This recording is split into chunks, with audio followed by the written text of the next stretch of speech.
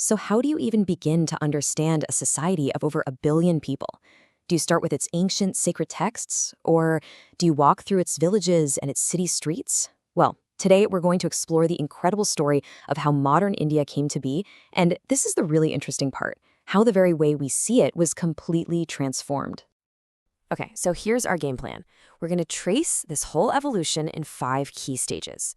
We'll start with the ancient blueprint, see how it got totally disrupted, and then we'll meet the pioneers, the thinkers who gave India a brand new lens to understand itself.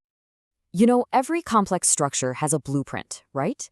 Well, to get a handle on modern India, we have to go way, way back, thousands of years, to see how those foundational pillars were first put into place.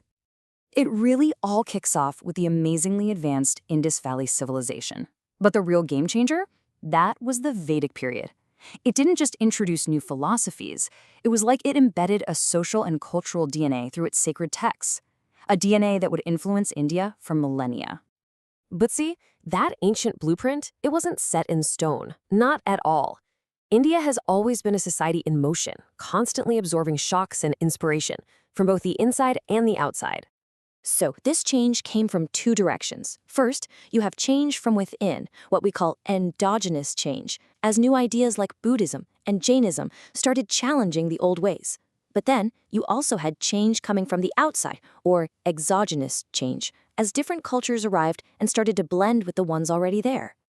And these waves of settlers and invaders, they didn't just bring armies with them. They brought new foods, new architecture, new beliefs.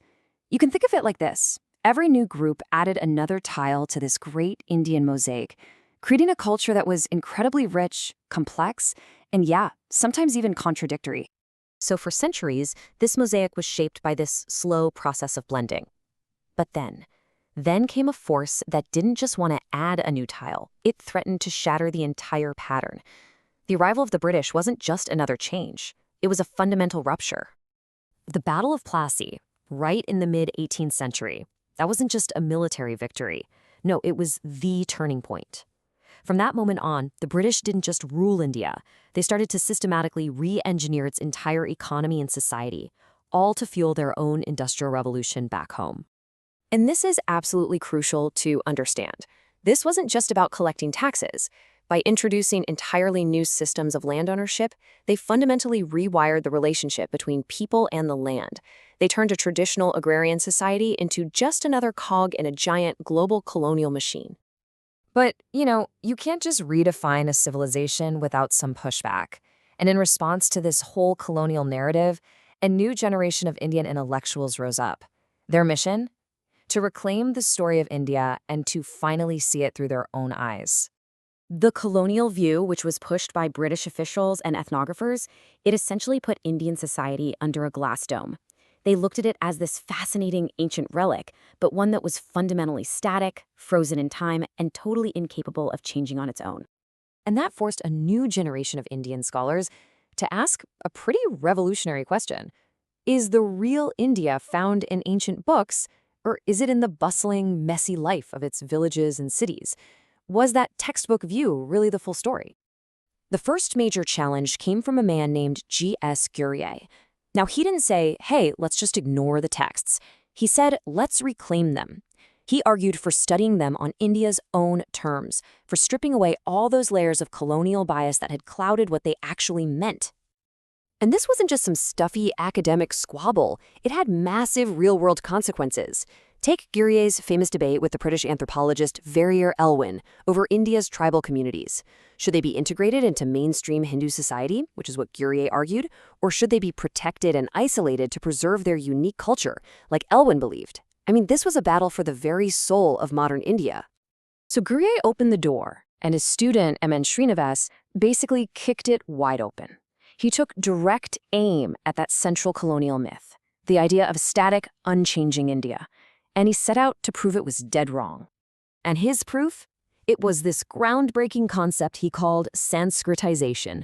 He observed that, completely contrary to that colonial view, society was in constant flux.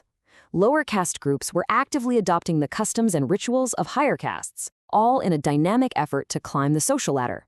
India wasn't static, it was striving. This led Srinivas to champion a complete revolution in how sociology was even done. He called for a shift from what he called the book view, that old colonial method of only reading texts, to the field view. His message was simple, but it was radical. If you want to understand India, you have to get out of the library and into the villages. Okay, so Srinivas showed us how society was changing. But then another thinker, A.R. Desai, came along and asked a different, more pointed question. Why was it structured this way in the first place? He argued that to find the answer, you had to look not just at culture, but at power and money, through a Marxist lens. For Desai, you just couldn't understand India's traditions without also understanding its deep economic inequalities. Who owned the land? Who controlled the capital? He argued that these were the questions that truly explained social reality, a perspective he laid out in his landmark book, Social Background of Indian Nationalism. So what we have are three brilliant thinkers, and each one offers a totally different window into the soul of India. And what becomes crystal clear is that there is no single master key to understanding a society this complex. When you put them all together, these three pioneers basically gave us a complete toolkit. Gurye taught us how to read the original blueprint. Srinivas took us on a tour of the building to see how people were actually living in it. And Desai, well, he forced us to go down into the basement and check the foundations for cracks.